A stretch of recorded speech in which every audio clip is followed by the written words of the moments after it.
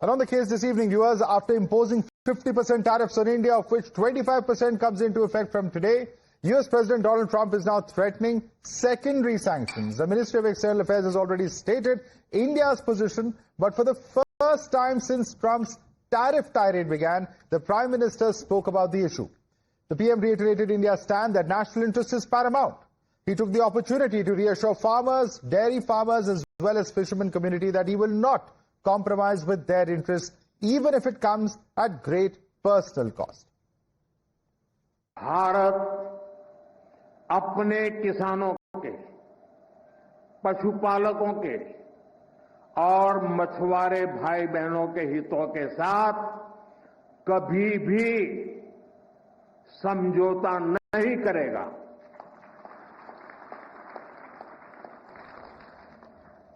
और मैं जानता हूं व्यक्तिगत रूप से मुझे बहुत बड़ी कीमत चुकानी पड़ेगी, लेकिन मैं इसके लिए तैयार हूं। आज भारत तैयार है। हमारी सरकार ने किसानों की ताकत को देश की प्रगति का आधार माना है। Now, the question that many are actually asking, despite the fact that the government has very clearly come out and said that national interest will be paramount, there's no question of bending under Trump's pressure. There are calls from various prominent people to turn this crisis into an opportunity. Let's take a look at what's being stated. There's Shashi Tharoor, who says that if they do it, we should also raise the tariffs to 50%.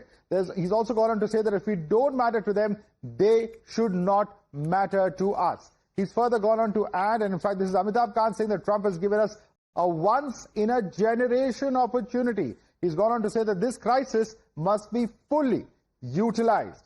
Every few years, the world reminds us of our place, says Dipender Goyal, and he's gone on to add that this is an opportunity for us to really look at. Global powers will always bully us. It's an opportunity for us taking our destiny in our own hands, is what he has stated. We need to become the world's largest, most unapologetic nation. There's also, of course, Anand Mahindra, who says unintended consequences can become long-term positives. That's a statement that he's made. And, of course, in the line of what really has transpired, looking at this as a big opportunity, says, can't today's global manthan yield some Amrit for us? Looking at this more as an opportunity than as a crisis. But what really are we looking at in terms of retaliation? Is that the only option? The first positive is that it strengthens India's stand as far as the trade negotiation is concerned. If they are striking a hard bargain, why can't India? The positive too is that it protects domestic industries from foreign firms. The third positive we're looking at is that India will have an opportunity to diversify its market as well. That's also, of course, one option that's been looking at. Positive 4 is that it enhances strategic and economic sovereignty, as well as giving India leverage for future trade deals as well. So is retaliation one of the most important options that we are looking at as far as India is concerned? But also, of course, larger questions is that what really are we looking at in terms of Bharat finding a new ally in China, or a friend in China at least, after confirmation that the Prime Minister will visit Beijing for the SCO summit. His first visit since the Galwan clash, China standing shoulder to shoulder in India's tariff fight against the US. In fact, we've seen China come out to say that this is Chinese Foreign Ministry, in fact, saying our opposition to abuse of tariffs is consistent and clear. They're also going on to add what their position is as far as this is concerned. This is the quote that has come in from the Chinese Foreign Ministry. And the moment President Trump took office for the second time in January, it was clear that these tariffs are going to have a specific focus. So instead of putting all eggs in one basket, has India decided to diversify its global alliances. From the start of the year, while there have been more and more countries allying with India, both at strategic and economic level. Which are these countries? While for the UK, we have a free trade agreement that has been signed between the two countries, where tariffs on 90% of exports have been eliminated. And of course, a huge way forward, because this is something that has been in discussion for quite some time now. With the Philippines, 14 agreements and MOUs have been signed recently. Of course, both sides have agreed to increase bilateral trade as well. With the EU, a trade deal that's expected to be implemented from October. This will hopefully also be kicked off by the end of the year, which will also be very significant because the EU is one of the other huge markets of the world apart from the United States. And of course, at this point of time, as tariff wars between US and Washington rage, India has asked the US for a hefty discount on the 6th P-8I maritime surveillance aircraft for the Navy. This in the middle of the tariff war can be used as leverage, is what a top official is saying.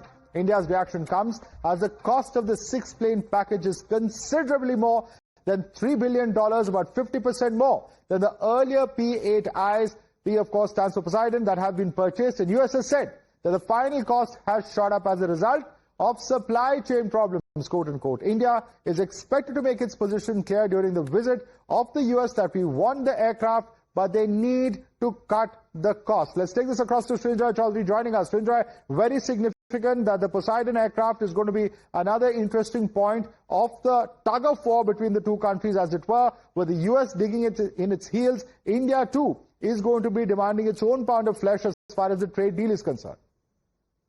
The first word that is important here is the word leverage. Because if we are going to buy 6 P-8 aircraft and the cost is $3.5 billion, the point India can make very clearly is that, look here, you've raised the cost by 50%. We want to buy the aircraft. We need the aircraft. But you can't raise the cost by 50%. Whatever your supply side problems are, you still have to sort out your supply chain and give it to us at a decent price. Now the negotiating team is going to be here next month. That is the message it will get. Now it's up to America, it's up to the manufacturers, Boeing, to ensure India gets a good price. India, contrary to what is being said, wants the plane, but wants a good price for it. And this is the point India will make. That, look, this is leverage. You Yes. are pushing us on trade, tariffs, and so on. We can do the same with you on defense purchases. We'll have to see how those trade talks play out. Srinjoy, an exclusive piece of information coming in at this point of time about India's leverage, how much of that will have an impact to the eventual talks, and of course the rate of the tariffs, of course, remains to be seen. Srinjoy, thanks so much for joining us with that update. And let's quickly, in fact, shift focus to Nilesh Shah, who I spoke to earlier. He's the MD of Kotak Mutual Fund and part-time member of the Economic Advisory Council to the Prime Minister. This is what he had to say on the tariff issue. And joining us for more on these tariffs and the potential impact in days to come, we have Mr. Nilesh Shah, who's a member of the Prime Minister's Economic Advisory Council. Thank you so much, Mr. Shah, for joining us here at Times Now. To begin with, I want to bring into the fact that we've seen India's response about how farmers remain our top priority. We're also looking at how India is prepared to pay the price for protecting their interests has been stated. How do you evaluate India's response so far to Trump's tariff imposition, and is this really the crux of where the roadblock between India and US is? Because we expect there's a US team that's going to come in by the end of the month as well. Is this the main bone of contention? As Henry Kissinger mentioned, it is dangerous to be America's enemy, but to be America's friend is also fatal.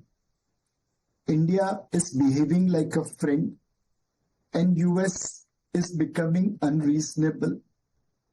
The largest buyer of oil is China. The country which is violating sanction on Iran and Myanmar is China. The largest buyer of Russian gas is European Union. And America continues to buy fertilizers, chemicals and other things from Russia. And yet they are singling out India for levying tariff for purchase of Russian oil. In fact, there is a video of ex-American ambassador saying that we encourage Indians to buy crude from Russia within the price cap imposed so that global crude supply demand remains balanced and prices don't go up. So clearly, India is behaving much more maturely. And obviously, as a country, we have to protect our interest. Today, American farmers are subsidized heaviest, largest in the entire world. The subsidy runs into hundreds of billions of dollars. You subsidize your farmer. You don't want to come under WTO norms. And then you expect India to open up its agriculture sector for you. That's not appropriate. And which is why we have to make our stand firmly and yet politely. The longer term interest of India and US are aligned. Both of us are democratic country. Both of us are in some sense competition with one country, and hence hopefully senses will prevail. Right.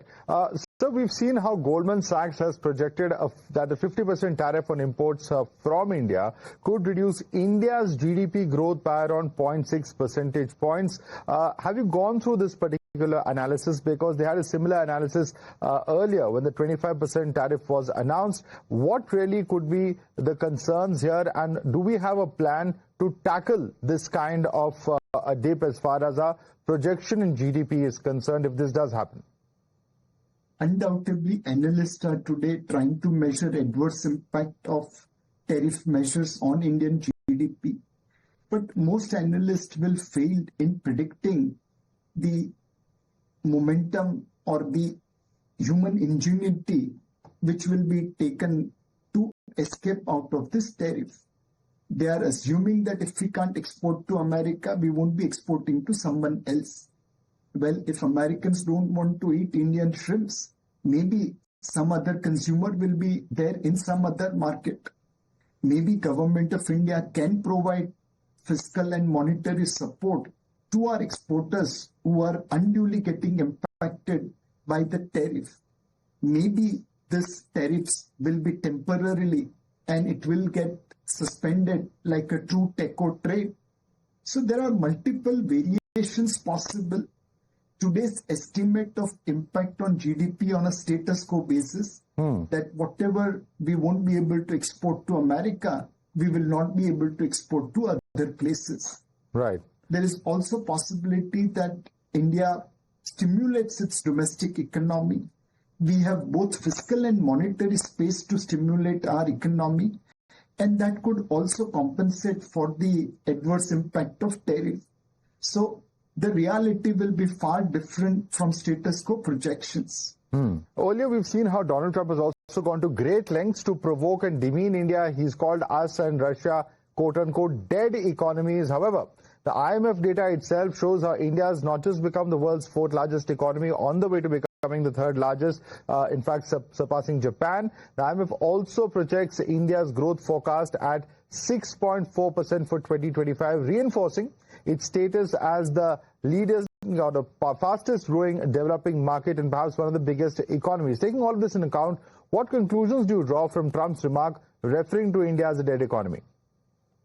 Well, judge a man by not what he speaks, but how he acts. Outside of America, the largest real estate activity Trump enterprise is taking is in India. If we were a dead economy, would he be able to do that? Answer is clearly no. One of our journalists did ask President Trump a question that America itself is importing from Russia chemicals, fertilizers. Then why are you imposing sanction on India? And his answer was, I don't know. So sometimes ignorance can be a bliss. In our case, it is not bliss, but judge a man by what he does rather than what he speaks. Right. And also, do you believe that, these recent actions of President Trump give India also an opportunity to rethink its strategic ties, hit the reset button when it comes to trade ties, for instance, because we know the Prime Minister is set to visit China to attend the SCO summit. We know the NSA has been in Russia. Should we view such visits as part of India perhaps recalibrating its strategic approach? Essentially, this is the art of diplomacy, where there are no permanent friends or permanent enemies, but there is permanent interest. India has to protect its interest. We have been by and large, following Vasudhaiva Kutumbakam spirit. We send vaccines to many countries in the world, despite, keeping domestic audience at bay for a while. we didn't just give preference to domestic patients, we also took care of the world. This spirit is reciprocated by many countries, but there are few countries which does not necessarily reciprocate it in that manner. And hence, we should always be clear that there are no permanent friends, permanent enemies, there are permanent interests. We can aim to create win-win situation for us as well as outside world, as well as our partner, but at the end of the day, it should be a win-win for both rather than lose-win as proposed by American policy. True. Also, as far as Donald Trump's 50% tariff to India is concerned, Congress leader and Member of Parliament Shashi Tharoor has said, and I'm quoting what he stated, he says it will definitely have an impact because our trade with US is worth $90 billion, and if everything becomes 50% more expensive, buyers will question why they should buy Indian products. If they impose such tariffs, we should also respond by imposing a 50% tariff on American exports. Currently, our average tariff on American goods is 17%, so why should we stop at 17%? We should raise it to 50%. If India doesn't matter to them, then they shouldn't matter to us, unquote. Do you think that this would be a wise course of action? So my recommendation will be, there is American team visiting for tariff negotiation on 25th of this month. We can sit with them. Whether they'll be reasonable or not, we don't know. But we can present the true picture. The Russian war on Ukraine itself may come to an end as President Putin and President Trump are likely to meet in next week. Second, the biggest financiers of Russia is not just India, but way ahead of us is China, European Union, and hence it is unreasonable to single out India. Third, there is also aspect of security. Today, India has provided much of the software used by America. We haven't added any virus, any cyber security risk. Imagine if this software was made in China. Today, they would not have known what kind of risks they had carried.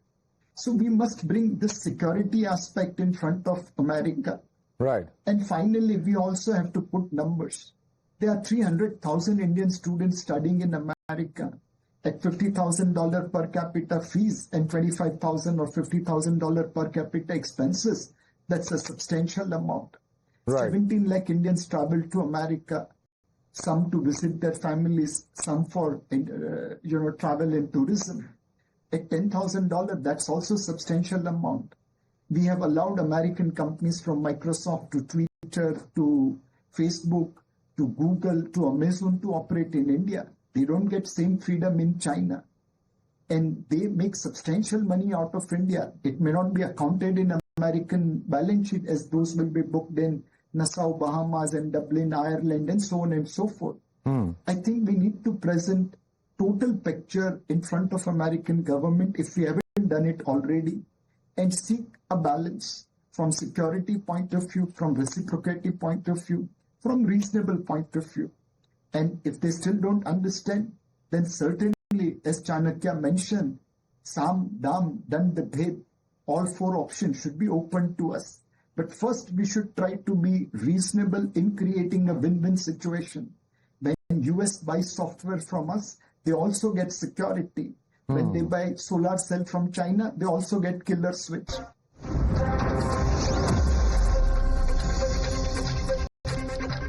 All right, there's some breaking news coming